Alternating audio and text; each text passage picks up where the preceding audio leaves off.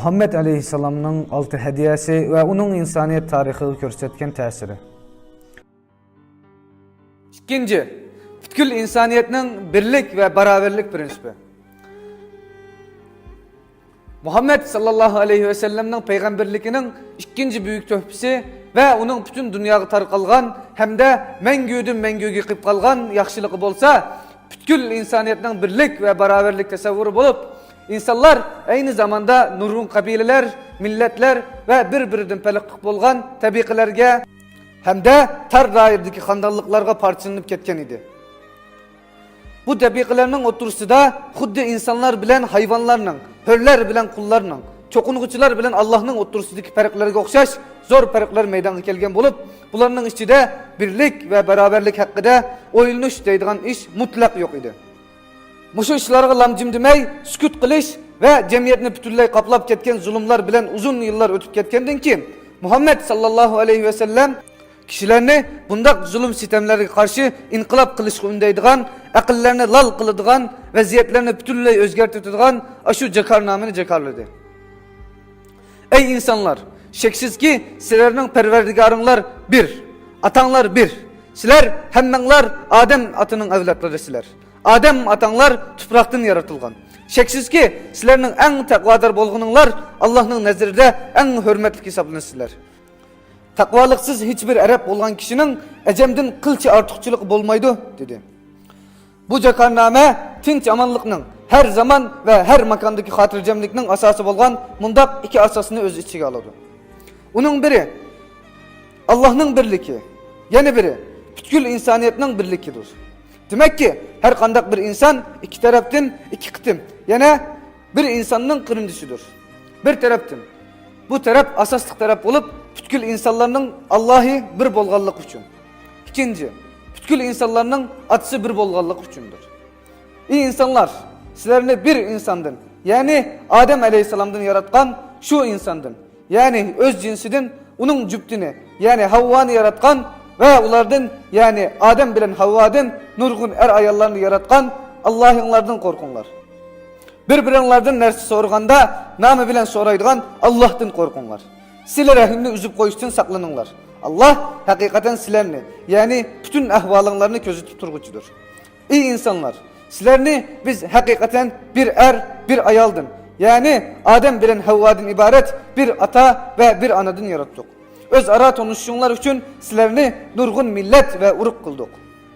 Hakikaten en takvadar bolğununlar Allah'ın dergahida en hürmetli hesaplanısılar.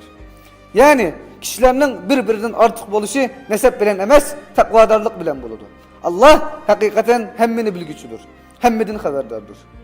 Şek şüphesiz ki bu kelimeler Peygamber sallallahu aleyhi ve sellem vidali şeccide şu büyük tarihi cekarnamını cekarlıgan çağda itkan mengülük sözler bulup bütün dünyadaki oçuktan oçuk bundak cüret bilen itilgan bu sözlerini kubul kılıp onunla çidap turalaydıgan derecede tabi tinç vaziyette emes idi.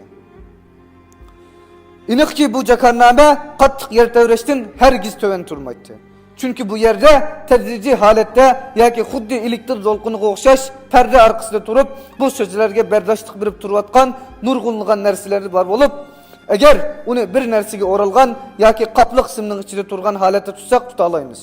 Lekin yalanaç halette onunla şunda kolumuzun teklüzdüğün bolsak bizni kattık toksokudu yaki bütünley halak kılıdı. Şeksiz ki İslami devletinin töhfisi ve İslami cemiyetinin meydana gelişi bilen hem de İslam devletçilerinin, islahatçılarının ve terbiyecilerinin tırışçallıkları bilen bugünkü günde bütün insaniyet bisip ötken ilim, düşünce ve insani tefekkürün ibaret bunç köp baskuşlar ve yırak musafirler bu büyük cekarnamini insanlarını zulümü karşı inkılap kılışkı çakırgıcı, gayreti urgup durduğun hem de cahilet uğurlarını bütün dünyadaki şirik, putperestlik ve Birleşken Devletler Teşkilatı bayrakları bulgan kişilik hukuk kilişimi, her kandak bir cumhuriyet ve idare organlarının kişilik hukuk ve insani beraberlik hakkındaki hiç kim galitilik his kılmaydıgan bayanatları katarlık, irikvazlık bazılarını titirtidigan bir küçüke aylandırıp koygan idi. Lekin insanlarga şundak bir zamanlar geldi ki, bu zamanlarda bazı milletler ve bazı cemiyetlerinin şereflik buluş ve onların insanlar derecesinin üstün buluş akidesi bütün cemiyetini kaplagan idi. Bazı aile ve kandallıklar özlerinin nesebini kuyaşka ve aylarga, hatta Allah Teala'ya nispet etdi. Allah baktır, ulanın böhtan sözlerinin yüksek derecede alidir. Şeksiz ki Kur'an-ı Kerim bizge Yahudi ve Nasaralarının sözünü hikaye kılıp mındak deydi. Yahudiler ve Nasaralar biz Allah'ın oğulları ve dostları deyişir. Misir piravünlerimi özlerini kuyaş ilahinin obrazı ve onun simvoli dep qaraytdı.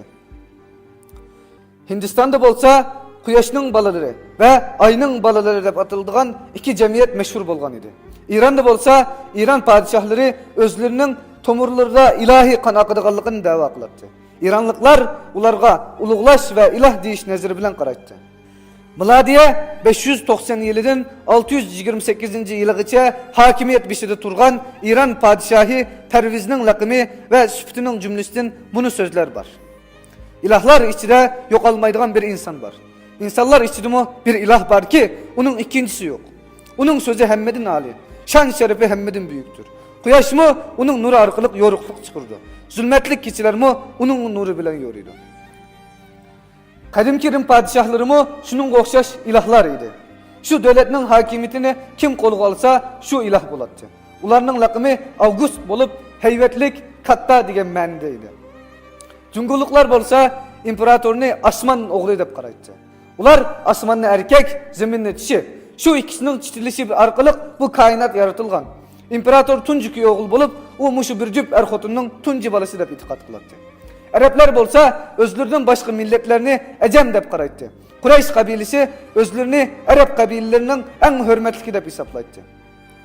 Her faaliyet mezgilide özlerinin imtiyazıga alahidi köngül biletdi. Başka kabiledekiler ularının orunlarına ve turalgılarına şirik bulunmaydı. Ular Arafat'a başka hac kılgıçılar bilen birlik kirmeydi. Belki ular haremde qip qılıp Muzdelife'de turattı. Hem de biz Allah'ın şehrideki Allah'ın ailesi ve Allah'ın öyüge igidarçılık kılgıçlarımız. Biz Kureyş evladı deydi.